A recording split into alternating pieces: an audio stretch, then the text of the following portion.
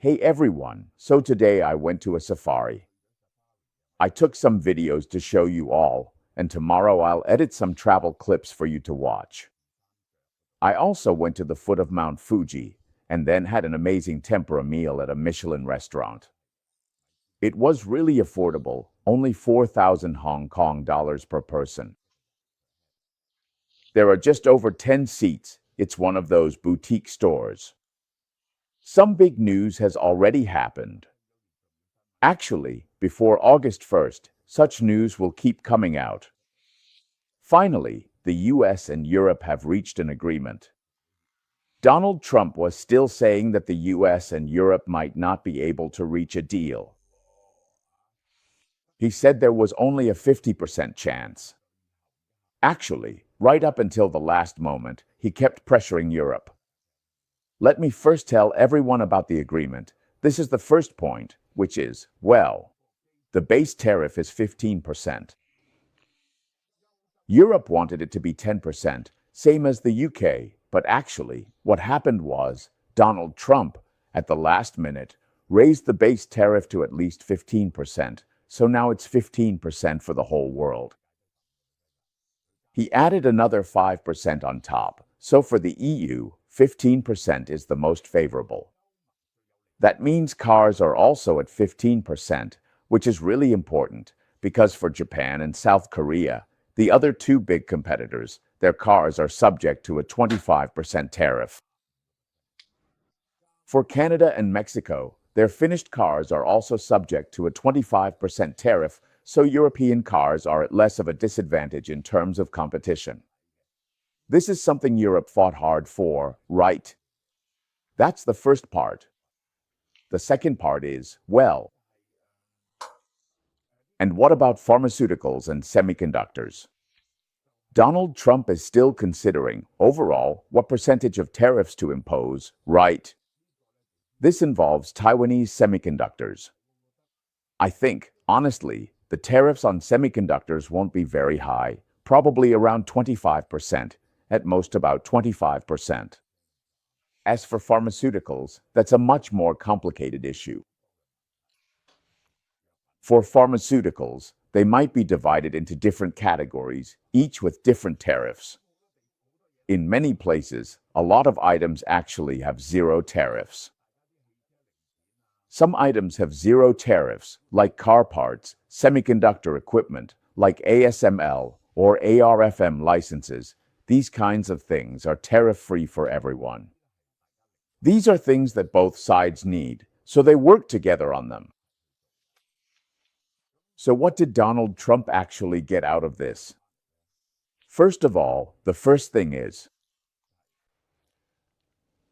the EU promised that in the coming years, they would buy $250 billion worth of LNG from the US. And this. Because of this order, actually, the production of natural gas. The US shale gas industry can really thrive as long as there's a steady order and a set price in place. That way, they can produce on a massive scale. There's practically an endless supply of natural gas, so much LNG that they can't even use it all. That's how it is. Of course, for the EU, it's not a problem if this replaces Russian LNG supplies. Maybe, by placing such a huge order, they could even negotiate a more favorable price. Maybe it's based on the spot price, with a little bit added or subtracted. Basically, they look at the international spot price. That's one thing. The second thing is, during Donald Trump's 2.5 years in office, the EU, they had to help the US by buying $600 billion worth or investing $600 billion in the US. This included all sorts of things, like advanced military industries, semiconductors, and so on. This is an astronomical figure. I honestly don't know how they managed to achieve it. But these things were supposed to be done by the time Donald Trump's term ended. Did they actually do it? So basically, You have to wait until Donald Trump's term is over to know whether they actually did it or not, right?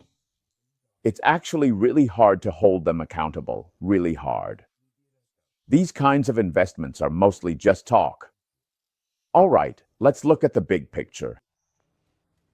So in the end, right now, among the countries or regions that have significant trade with the U.S., there are only 4 with uncertainty. One of them is Taiwan, mainly because of semiconductors. Then there's South Korea, which is involved with cars and a lot of home appliances. That's basically it. And then, actually, we still need to settle whether Canada and Mexico will make some kind of concessions. If it gets to this point, then almost all the countries that export a lot to the U.S. have already reached an agreement. I think once these things are settled, it will have a positive impact on Donald Trump's reputation. In the short term, unless these tariffs lead to inflation, there won't be any blow to Donald Trump's reputation. In the near future, Trump's reputation will improve, and the U.S. stock market will also benefit. Oh, and there's one more country I forgot to mention, India. In the end, he wants India to make concessions on agricultural products and dairy products, but India can't really give in on those. Also, India isn't going to buy a lot of natural gas from him either, so he wants India to promise to buy a lot of airplanes and to lower all tariffs on American products. That's basically how it is. As for this trade war, it pretty much ends here, but there are still 2 question marks left. One question mark is this: exactly how much tariff will be imposed on semiconductors? And the other question mark is, how will tariffs on pharmaceuticals be collected overall? I've calculated the effective rate. If things stay as they are now, with some exemptions, what would the effective rate be? The effective rate for the whole world is about 15%. So the tariff revenue is about $400 billion or so. If you spread that $400 billion US dollars over the US GDP, basically, if it's fully reflected, it would be about a 1.5% increase in the CPI, and that would be added gradually over the course of a year, bit by bit throughout the year. In principle, this makes it extremely difficult for the Federal Reserve to cut interest rates, but in the short term, the economy. There will be benefits for the economy because, after all, there's a significant tax cut involved, a big tax cut factor in there. This is why, well, Donald will gain some public support from this, at least that's my view.